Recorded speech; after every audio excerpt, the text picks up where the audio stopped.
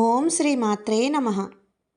సుమేరు మధ్య శృంగస్థా శ్రీమన్నగరనాయికా చింతామణి గృహాంతస్థా పంచబ్రహ్మాసనస్థితా. సుమేరు మధ్య శృంగస్థ అనగా మేరు పర్వత శిఖర మధ్యలో ఉండునది అని భావము. మేరు శిఖరం అనగా సహస్రార పద్మము. శ్రీమన్నగర నాయిక అనగా శ్రీపురమునకు నాయకురాలు. లలితాదేవి లోకమునకు శ్రీపురము అని పేరు. చింతామణి గృహాంతస్థ చింతామణులచే నిర్మింపబడిన గృహమునందు ఉండునది అని భావము.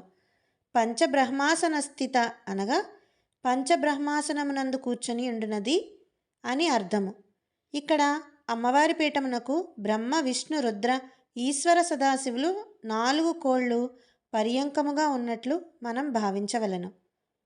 సుమేరు మధ్య శృంగస్థ శ్రీమన్నగరనాయికా చింతామణి గృహాంతస్థ పంచబ్రహ్మాసన స్థితా.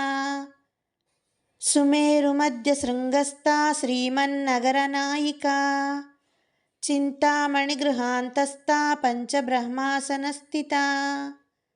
జై శ్రీమాత్రే నమః.